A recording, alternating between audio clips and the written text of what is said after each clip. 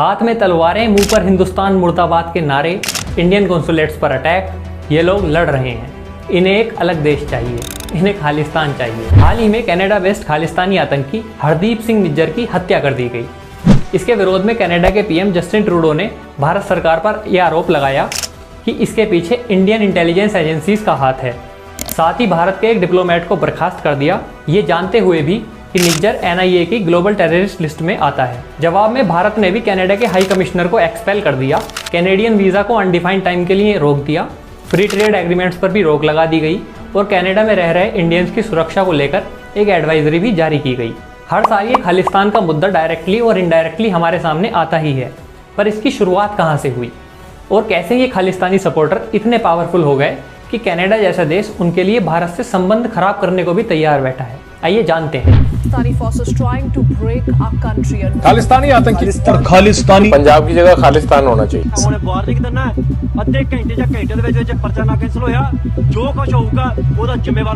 हमारे देश के सारे सिख भाई हम इंडिया का साथ करते और खालिस्तान का इतिहास काफी पुराना है।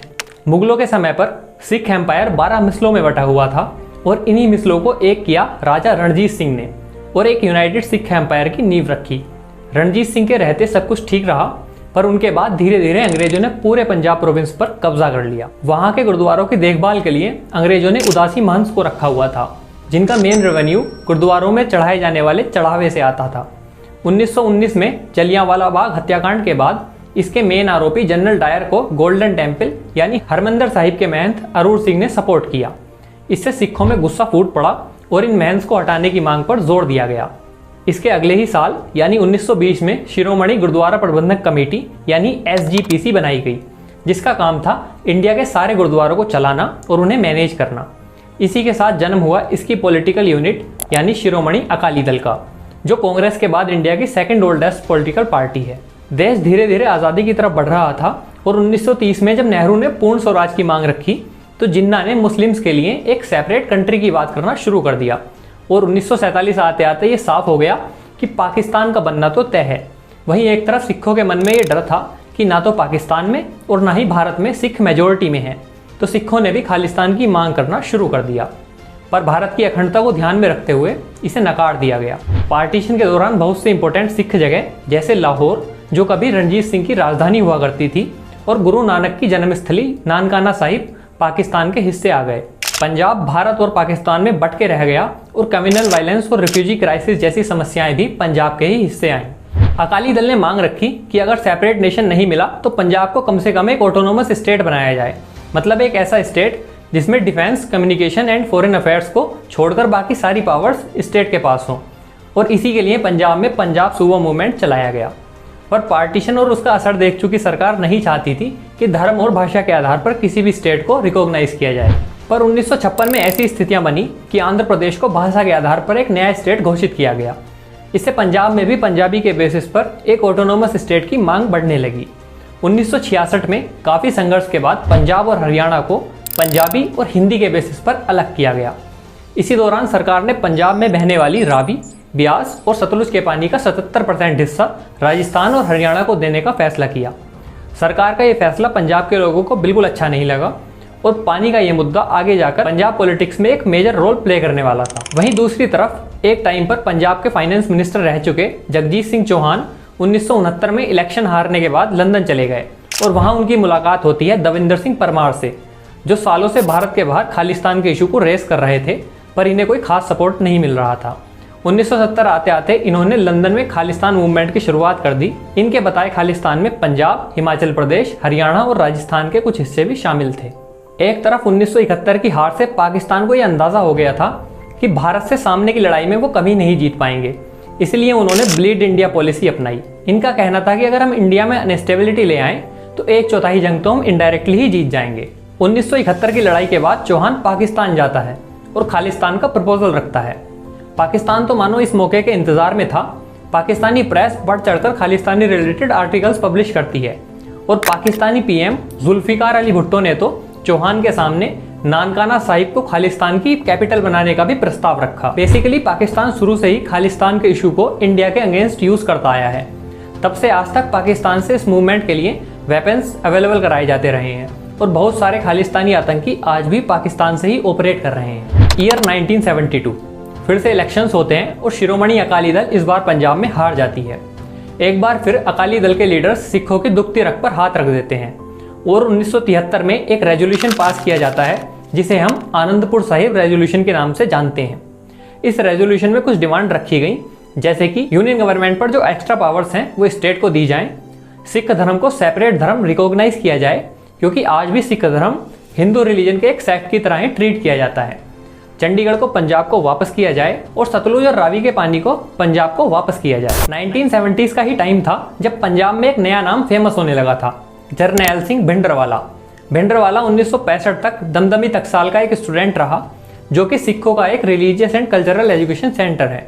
1970 के दशक में भिंडरवाला ने पूरी तरह से अपने परिवार को त्याग दिया और सिख धर्म की प्रीचिंग शुरू कर दी। यूथ को ड्रग्स से दूर रखना, लोगों में अपने धर्म को प्रोपोगेट करना जैसे कामों की वजह से पंजाब में भिंडरवाला की पॉपुलैरिटी बढ़ती गई। एक तरफ भिंडरवाला जो कि एक कट्टर सिख लीडर था, वहीं दूसरी तरफ पंजाब में एक और ग्रुप या क्लास थी निरंकारी सिख्स की। निरंकारी सिख जीवित गुरुओं में बिलीव करते हैं जबकि सिख गुरु ग्रंथ साहिब को ही अपना आखिरी गुरु मानते हैं और इसी वजह से दोनों ग्रुप में झगड़े बने रहते थे। 1977 में इमरजेंसी के बाद इलेक्शन हुए जिसमें अकाली दल और जनता पार्टी की सरकार बनी। वहीं 1978 में निरंकारियों और सिखों के बीच एक झड़प हुई जिसमें भिंडरवाले की पॉपुलैरिटी और बढ़ गई। इधर कांग्रेस पंजाब में हारने के बाद एक ऐसा कैंडिडेट ढूंढ रही थी जो सिखों के वोट अकाली दल से छीन सके। संजय गांधी और कांग्रेस लीडर जैल सिंह को भिंडरवाला में वो कैंडिडेट दिखा। दरअसल कांग्रेस के लीडर्स का सोचना था कि भिंडरवाला को कंट्रोल में करके पंजाब से वोट खींच सकते हैं, लेकिन ये तो टाइम के साथ ही पता लगना था कि कौन किसे कंट्रोल करेगा। कांग्रेस ने अपनी पावर्स का यूज करके भिंडरवाला को सपोर्ट करना शुरू कर दिया। 1980 में कांग्रेस पंजाब में 63 सीटों के साथ अपनी सरकार बनाती है और सीएम बनते हैं दरबारा सिंह। पर जिस भिंडरवाला के सपोर्ट से ये सिख वोट कांग्रेस को मिले वही इनके गले की हड्डी बन गया। 1981 में निरंकारी सिखों के लीडर बाबा गुरबचन सिंह की हत्या कर दी गई। वहीं दूसरी तरफ पंजाब केसरी के एडिटर लाला जगत नारायण की भी हत्या कर दी गई। देखिए उस टाइम पंजाब में जनगणना चल रही थी और जगत नारायण पंजाबी हिंदुओं से अपने आर्टिकल्स में अपने धर्म को हिंदू बताने पर जोर दे रहे थे, जबकि भिंडरवाला के सपोर्टर चाहते थे कि हिंदू फैमिलीज भी अपना धर्म सिख बताएं ताकि सिख मेजोरिटी के बेसिस पर ऑटोनोमस स्टेट की मांग को रखा जा सके। इस सब के चलते भिंडरवाला को अरेस्ट किया गया। इस पर पंजाब में दंगे और भड़क गए। भिंडरवाला ने खुद इस पर कहा था कि शायद मैं खुद इतना फेमस नहीं हो पाता जितना इस अरेस्ट ने मुझे बना दिया है। दूसरी तरफ अकाली दल जो उस समय मेन अपोजिशन पार्टी थी, उन्होंने इस मौके का फायदा उठाया और अगस्त 1982 में एक मूवमेंट की शुरुआत की, धर्म युद्ध मोर्चा, जिसमें कि 1972 के आनंदपुर साहिब रेजोल्यूशन की डिमांड्स को सामने रखा गया, जिसमें पंजाब को ऑटोनोमस स्टेट बनाना, चंडीगढ़ को पंजाब का हिस्सा बनाना, सतलुज यमुना लिंकेज का विरोध जैसे मुद्दे शामिल थे। कांग्रेस और भिंडरवाला में आई दरार का फायदा अकाली दल ने उठाया और भिंडरवाला से धर्म युद्ध मोर्चा के लिए हाथ मिला लिया। पर यहाँ तक भी खालिस्तान के सपोर्ट में कोई बहुत बड़ी भीड़ नहीं थी, क्योंकि अकाली दल और भिंडरवाला एक ऑटोनोमस स्टेट की मांग को लेकर ही आगे बढ़ रहे थे। अगस्त 1982 को शुरू हुआ ये धर्म युद्ध मोर्चा अक्टूबर आते आते इतना बड़ा रूप ले चुका था कि जो जेलें 7000 लोगों के लिए बनाई गई थी उनमें 25,000 से ज्यादा अकालियों को कोर्ट अरेस्ट करना पड़ा।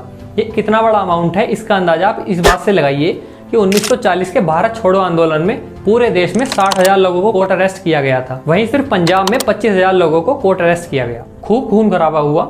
29 सितंबर को दिल्ली से अमृतसर जाने वाली इंडियन एयरलाइन की फ्लाइट 423 को दल खालसा के 5 आतंकवादियों ने हाईजैक कर लिया और भिंडरवाला को जेल से निकालने की और खालिस्तान की मांग की।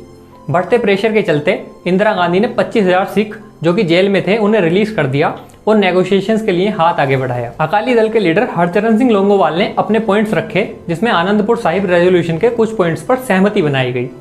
पर जब बात पार्लियामेंट में आई तो पड़ोसी राज्यों के प्रेशर में इंदिरा गांधी अपनी बात से मुकर गईं। कुछ टाइम बाद ही दिल्ली में एशियन गेम होने थे। अकाली दल ने सरकार को चेतावनी दी कि अब सारी दुनिया के सामने इस मुद्दे को लेकर प्रोटेस्ट किए जाएंगे।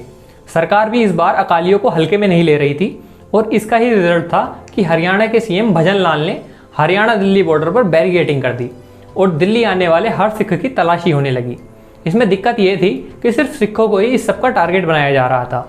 कई इंसिडेंट तो ऐसे भी सामने आए जब इन लोगों के साथ अभद्र व्यवहार भी किया गया और आम आदमी तो एक तरफ, जो बहुत ही रेप्यूटेड सिख ऑफिसर्स और पॉलिटिशियंस भी थे, उनकी भी चेकिंग कराई गई। इसी डिस्क्रिमिनेशन का शिकार हुए मेजर जनरल सावेक सिंह। ये वही सावेक सिंह हैं जिन्होंने 1971 की भारत पाकिस्तान वार में मुक्ति वाहिनी को पाकिस्तान के खिलाफ लीड किया था। इस इंसिडेंट के बाद ये इतना नाराज हो गए कि भिंडरवाला के समर्थन में आ गए और उनके जैसे ना जाने कितने ही लोग पॉलिटिकल लीडर्स की इन्हीं गलतियों की वजह से उस मुहिम में शामिल हो गए जो एक दिन इस देश को कभी ना भरने वाला जख्म देने वाली थी। जरनैल सिंह भिंडरवाला 1982-83 में गोल्डन टेम्पल के अकाल तख्त से ऑपरेट करने लगा। हरमंदिर साहिब सिखों की सबसे पवित्र जगह मानी जाती है और भिंडरवाला ये जानता था कि सरकार कभी इस पर हमला नहीं करेगी और वहां से सारे ऑपरेशंस को हैंडल करता था। 1982-83 में कई हिंदू और एंटी खालिस्तानी सिखों की हत्या कर दी गई, पर सरकार इस पर भी चुप रही क्योंकि भिंडरवाला बनाया हुआ तो सरकार का ही था। 1983 में जब 6 हिंदू पैसेंजर्स को बस में मार दिया गया, जिसके बाद पंजाब में प्रेसिडेंट रूल लगा दिया गया। 1984 आते आते सिचुएशन इतनी खराब हो गई कि इंदिरा गांधी ने 1 जून को ऑपरेशन ब्लू स्टार की घोषणा कर दी और यहीं से सारा गेम चेंज हो गया। खुफिया इंटेलिजेंस एजेंसीज को ये तो पता था कि इन लोगों के पास वेपन्स मौजूद हैं, पर इस बात का अंदाजा किसी को नहीं था कि इनके पास एंटी टैंक गन्स भी हैं और ये लोग इनको चलाना भी बहुत अच्छे से जानते हैं। और इन लोगों को ट्रेनिंग देने वाला कोई और नहीं बल्कि सावेक सिंह थे, जिन्होंने सरकार के बिहेवियर से परेशान होकर इस मूवमेंट को ज्वाइन किया था। मेजर कुलदीप सिंह बराड़ इस ऑपरेशन को हेड कर रहे थे। हमारे जवान 3 जून को परिसर के अंदर गए, इन पर स्नाइपर और एंटी टैंक गन से हमला किया गया और फर्स्ट अटेम्प्ट में हमारे सोल्जर्स को बहुत सी कैजुअलिटीज का सामना करना पड़ा और इसी वजह से पहली बार हरमंदिर साहिब में एक टैंक लाया गया। अगर आप हरमंदिर साहिब परिसर का मॉडल देखें तो भिंडरवाला अकाल तख्त में छुपा हुआ था। सेना को ये सख्त आदेश थे कि हरमंदिर साहिब की मेन बिल्डिंग पर कोई आंच नहीं आनी चाहिए, पर इन सब के बीच अकाल तख्त की 50% से ज्यादा बिल्डिंग को मेजर नुकसान हुआ, जिससे सिखों में नाराजगी और गुस्सा दोनों बढ़ गए। भिंडरवाला और सावेक सिंह को मार दिया गया। भिंडरवाला के कुछ समर्थक मारे गए और कुछ ने सरेंडर कर दिया। 1 जून को शुरू हुआ ये ऑपरेशन 8 जून तक चला, जिसमें 83 जवान शहीद हो गए। ऑपरेशन ब्लू स्टार का ही कॉन्सिक्वेंस था कि 31 अक्टूबर 1984 को प्रधानमंत्री इंदिरा गांधी की उन्हीं के 2 बॉडीगार्ड बेंत सिंह और सतवंत सिंह ने गोली मारकर हत्या कर दी। इस घटना ने आग में घी का काम किया। कुछ सेपरेटिस्ट लोगों की वजह से जहां पूरी सिख कम्युनिटी पहले से ही बदनाम थी, अब लोगों को जैसे मौका मिल गया था इन्हें मारने का। पूरे उत्तर भारत में सिखों के खिलाफ दंगे शुरू हो गए। दिल्ली में इसका सबसे ज्यादा इफेक्ट देखने को मिला। वो लोग जो शायद कभी पंजाब गए भी नहीं थे, उनके घरों को भी आग लगा दी गई, सिर्फ इसलिए क्योंकि वो सिख थे और 2 सिखों ने इंदिरा गांधी की हत्या कर दी थी। कुछ लोगों का मानना है कि ये दंगे प्री प्लान्ड थे और उनके पीछे कांग्रेस के 2 लीडर जगदीश टाइटलर और सज्जन कुमार का हाथ बताया गया। इन लोगों पर आज भी इन्वेस्टिगेशंस चल रही हैं। इंदिरा के बाद राजीव गांधी को नया पीएम बनाया गया। 1985 में बढ़ते हुए वायलेंस को रोकने के लिए राजीव गांधी और लोंगोवाल में एक समझौता हुआ, जिसमें अकाली दल ने अपना इंस्टेंस साफ किया और ये क्लैरिफाई किया कि वो खालिस्तान के सपोर्ट में नहीं है। खालिस्तानी सपोर्टर्स को यह बात पसंद नहीं आई और लोंगोवाल की हत्या कर दी गई। भिंडरवाला की मौत का बदला लेने के लिए सिख एक्सट्रीमिस्ट टेररिज्म पर उतर आए। 23 जून 1985 को एयर इंडिया की फ्लाइट 182 जो मॉन्ट्रियल से लंदन और वहां से दिल्ली आ रही थी, इसे बम से उड़ा दिया गया, जिसमें 329 लोग मारे गए। इनमें से 268 कैनेडियन, 27 ब्रिटिश और 24 इंडियन थे। कैनेडियन इंक्वायरी कमीशन ने अपनी रिपोर्ट पब्लिश की, जिसमें बब्बर खालसा के तलविंदर सिंह परमार को इसका मास्टरमाइंड बताया। पंजाब के हालात बद से बदतर हो रहे थे, मिलिटेंसी अपने चरम पर थी और यहाँ ये समझना भी जरूरी है कि इन सेपरेटिस्ट को दबाने के लिए जो कदम उठाए गए उनमें हजारों बेगुनाहों की भी बलि दे दी गई। 1984 के बाद एक प्रिवेंटिव डिटेंशन एक्ट टाडा लाया गया, जो आज के यूएपीए कानून का ही पूर्वज है। सिक्योरिटी फोर्सेस ने बड़ी संख्या में लोगों को डिटेन करना शुरू किया। कितने ही घरों के बच्चे घर से निकले तो सही, पर कभी वापस नहीं आए। इस सब के चलते बहुत सारे सेपरेटिस्ट लीडर देश छोड़कर भाग गए और विदेश में जाकर सेपरेटिस्ट ऑर्गेनाइजेशंस बनाई। 1984 से 91 तक मिलिटेंसी, क्रिमिनल्स और सिक्योरिटी फोर्सेस के टसल में 5300 से ज्यादा लोग मारे गए। 1986 all India Sikh student federation और दमदमी टकसाल के खालिस्तानी सपोर्टर्स अकाल तख्त को एक बार फिर से ऑक्यूपाई कर लेते हैं और खालिस्तान के सपोर्ट में एक रेजोल्यूशन अनाउंस किया जाता है, जिसमें खालिस्तान बनाने की मांग को उठाया जाता है। सरकार ने 30 अप्रैल को ऑपरेशन ब्लैक थंडर लॉन्च किया, पर इस बार सरकार चाहती थी कि लोगों में अफवाहें ना फैलें, इसलिए प्रेस ने सारा ऑपरेशन कवर किया और इसी का रिजल्ट था कि इन खालिस्तानी सपोर्टर्स को सरेंडर करना पड़ा और जनता ने भी इसका उस लेवल पर विरोध नहीं किया जितना 1984 में हुआ था। 2 साल बाद सेम इंसिडेंट हुआ और सेना को ऑपरेशन ब्लैक थंडर 2 चलाना पड़ा। इन घटनाओं का असर ये हुआ कि कुछ सेपरेटिस्ट ऑर्गेनाइजेशंस बनी और इन ऑर्गेनाइजेशंस ने लोगों को रिक्रूट कर अपने मंसूबों को अंजाम दिया। कुछ ऑर्गेनाइजेशंस जो भारत के बाहर काम कर रही थी, वो इन्हें फाइनेंशियली सपोर्ट देने का काम करने लगी। ऐसे ही कुछ ऑर्गेनाइजेशंस हैं, जिनमें पहली है बब्बर खालसा, जिसे 1978 के निरंकारी क्लैश के बाद बनाया गया। ये ऑर्गेनाइजेशन इंडिया, यूरोप और कनाडा में as a terrorist organisation listed है। 1985 में फ्लाइट 182 की बॉम्बिंग के पीछे भी यही ऑर्गेनाइजेशन थी। इसी में दूसरी है Bhindranwale tiger force of Khalistan. ये भी एक बैंड टेररिस्ट ऑर्गेनाइजेशन है जो पंजाब के फॉर्मर सीएम बेन सिंह की हत्या में शामिल थी। इसके बाद आती है गुरपतवंत सिंह पन्नू की बनाई गई सिख फॉर जस्टिस, जो 2009 में बनाई गई और 2019 में भारत सरकार ने पन्नू पर UAPA लगा दिया, पर ये आज भी कनाडा और यूके से खुलेआम ऑपरेट करता है। वहीं आखिर में आती है खालिस्तानी टाइगर फोर्स यानी KTF, जिसके हेड हरदीप सिंह निज्जर की 2023 में हत्या हुई और इसी हरदीप सिंह निज्जर के संबंध बताए जाते हैं जगमीत सिंह धालीवाल से, जो कि कनाडा की न्यू डेमोक्रेटिक पार्टी का लीडर है और जस्टिन ट्रूडो को इसी पार्टी का समर्थन है। इसीलिए जस्टिन ट्रूडो अपनी पार्टी और अपनी सत्ता को बचाने के लिए प्रो खालिस्तानी सिंपैथाइजर्स को सपोर्ट कर रहा है। और इसी साल की शुरुआत में हमें अमृतपाल सिंह की न्यूज़ भी सुनने को मिली थी, जिसे हम भिंडरवाला 2.0 भी कह सकते हैं, क्योंकि शुरू में ये भी प्रीचिंग्स के जरिए ही पंजाब में फेमस हुआ। फिर दीप सिद्धू की बनाई गई ऑर्गेनाइजेशन वारिस पंजाब दे का हेड बन गया और प्रो खालिस्तानी स्टेटमेंट देने, लोगों को भड़काने जैसे काम करने लगा। 35 दिन की चोर पुलिस के खेल के बाद फाइनली 23 अप्रैल 2023 को NSA के अंडर इसे अरेस्ट कर लिया गया।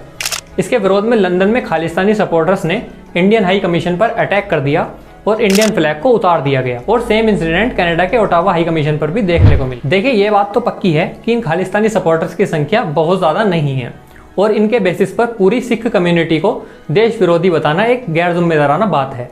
पर यह भी सच है कि जिन पॉइंट्स पर ये लोग आम जनता को मैनिपुलेट करते हैं, उनमें से कुछ मुद्दे ऐसे भी हैं जिनके बारे में बात होनी चाहिए, जैसे वाटर डिस्प्यूट का मुद्दा है या फिर चंडीगढ़ का मुद्दा है। पर पंजाब को इंडिया से काट कर अलग देश बनाने वाली बात बिल्कुल ही बेबुनियाद है। आज अगर पंजाब को अलग कर दिया जाए तो कल नॉर्थ ईस्टर्न स्टेट्स भी मांग करेंगे, परसों कोई और स्टेट अलग होने को कहेगा, फिर देश बचा ही कहाँ। तो दोस्तों, ये एक छोटी सी कोशिश थी खालिस्तान का मुद्दा आपको समझाने की। अगर कंटेंट पसंद आया हो तो प्लीज़ सब्सक्राइब करें। हमारी कोशिश रहती है कि आप तक सही बात पहुंचाई जा सके। मिलते हैं जल्दी एक नए मुद्दे के साथ, तब तक के लिए जय हिंद।